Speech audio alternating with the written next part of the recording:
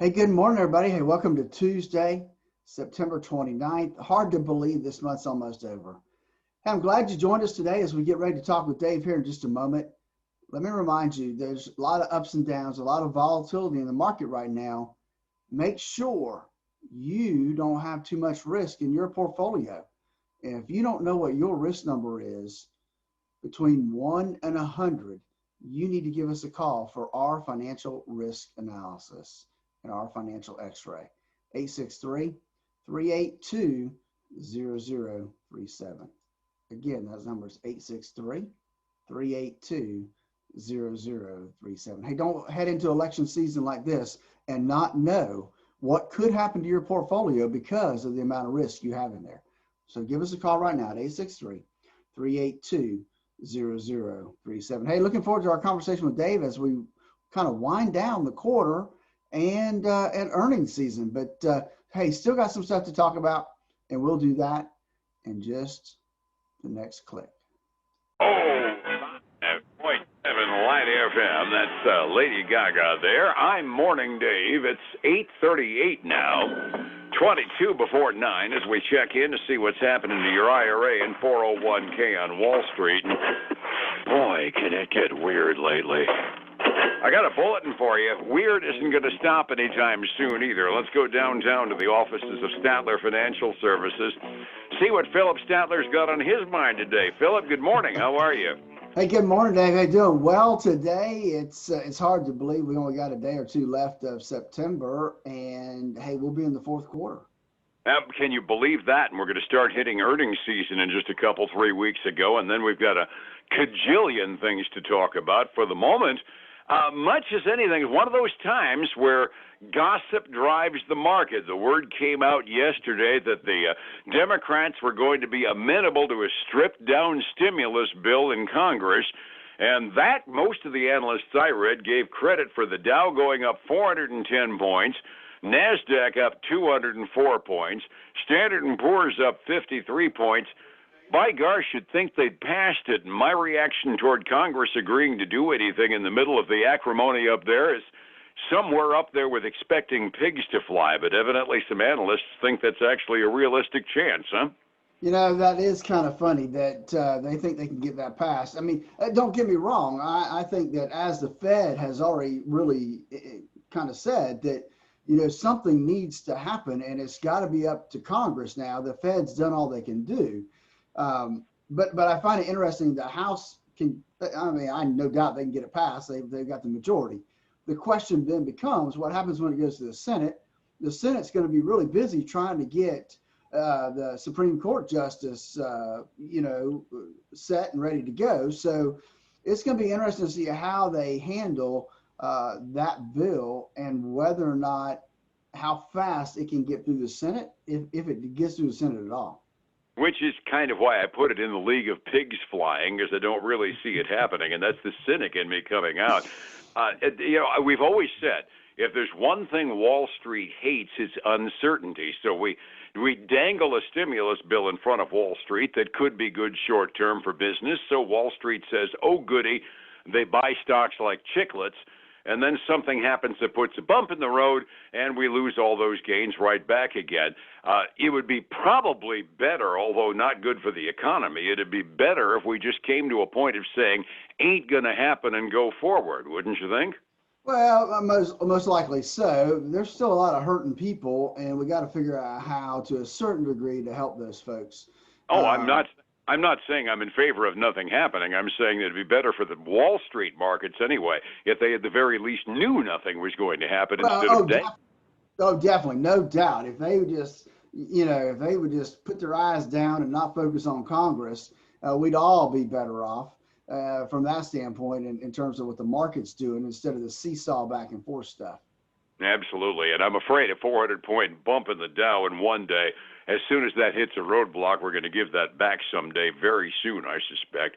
Other items affecting things that did hit us a little bit, one of those milestones we kind of warned everybody about yesterday did happen. We crossed 1 million worldwide COVID-19 deaths, which isn't an immediate effect, but it's a little bit of a morale kick in the pants, I suspect.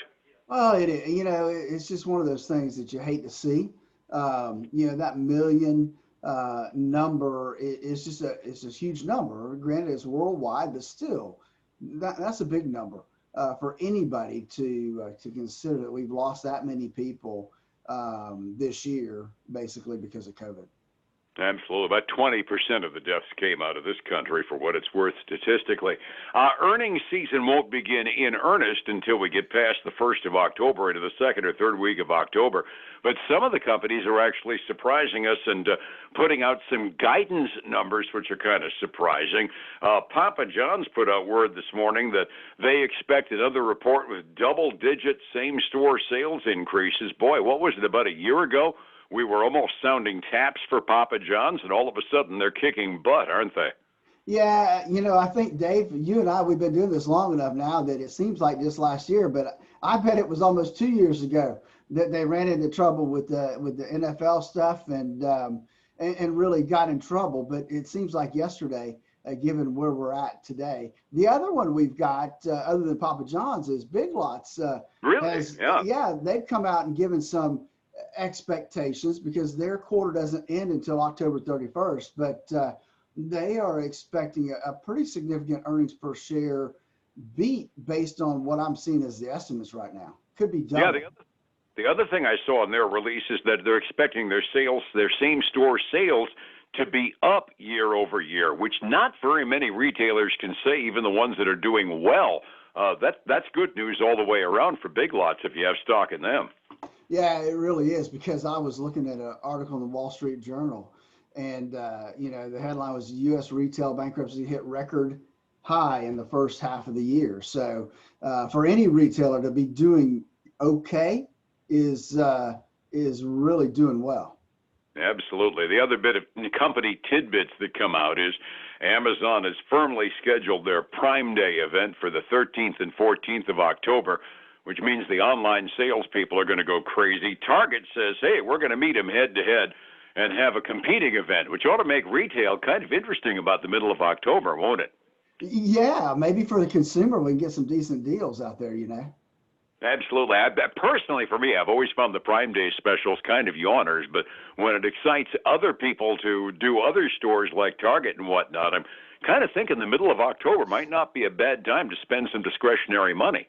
Yeah, the other thing I saw on Amazon, Dave, is they are going to start putting some pressure on Stitch Fix, the Shop For You service. They are launching their own men's Shop For You service for like $5 a month. Yeah, so that maybe put some pressure on Stitch Fix going forward. Yeah, to be honest with you, I've looked at the Stitch Fix stuff, whatever, I can't say it. Stitch Fix. It's always looked a little fashion forward for my taste, so I've always kind of blown it off. But, if Amazon started something like that, a little bit more of the workaday stuff I tend to wear, that could actually be interesting. It might broaden the category a bit. Come on, Dave, man, they could brighten you up and just put you right there on the fashion trend. Thanks, but no thanks. I'm old, I'm stodgy. I like it that way. We were mentioning earnings season not really starting until we get into the fourth quarter, but we have a couple of big ones, not necessarily the big household names, but one that kind of surprised both of us for how big they are that reported this morning, right? We do. We had, it's kind of I didn't recognize the name. It's called United Natural Foods. And they're actually the largest U.S. publicly traded food wholesaler. And so I found it interesting. They beat substantially by better than 30 cents a share on theirs. And so but stock prices are not bouncing favorably today for a lot of folks, as they're down just a little bit. So they're down almost 5% this morning. Not sure exactly what's driving that. I didn't see anything in the reports that indicated anything there, but they are down almost 5%. Got to be some mention of guidance about Whole Foods or something being a threat or something in there. If you can beat the street and still fall by 5%, there was something drilled down there, right? Yeah. Oh, you know what? I just saw it down here at the very bottom of the report. Their CEO is going to retire next July, so maybe that's what's giving them some problems there. You also mentioned McCormick when we were talking before we went on the air. They're a name most of us know. They are, and the Spice Maker, they did okay. They beat by 1 cent a share. Revenue was above forecast projections. I guess people having to stay home, they're cooking more. I know I've been smoking and barbecuing more, so that takes more spices to put together those rubs and stuff. So obviously they've benefited from that. But just like at United Natural Foods, they're trading down today about 1.6%. Yeah, they're toward the top of my big loser list this morning, which kind of makes me go, where's that other shoe that he's about to drop on me? And this one I don't see, because I really thought this would be a good thing, because they also announced a 2-for-1 stock split. There's no reason why they should be going down. No, I can't see anything else in here that would really give us anything to be basing that on. Best guess, some big fund manager woke up on the wrong side of the bed this morning. Yep. Big update yesterday on Wall Street. 45 minutes before we open, there are jitters about what could happen during the presidential debate tonight. So these days have a tendency to be nothing days or small correction days. 45 minutes early, Phillip. What are we seeing so far? Not bad, Dave. I mean, we are all in the red, but not. I mean, they've improved a little bit since I first started watching them this morning early. We've got the Dow basically down about 1/10%. We've got the S&P 500 down about a little more than 1/10%, and then we've got the Nasdaq down 1/3%. So not bad, and they have improved since about 4:30 this morning. So that's a good sign. Then we look at gold and silver are actually getting a bump. Silver's nice, up 1.25%. Gold's basically even. They're up about 0.2%. And then crude oil, though, is I think it's about where it was yesterday when you and I talked, but it's down 0.6%, $40.37 a barrel. Now, we've been holding just a few pennies over 40 on the Monin quote for a little while. It looks like it's beginning to establish a day-to-day trend for us. World markets overseas, mixed bag in Asia this morning. Nobody went one direction or the other real fast.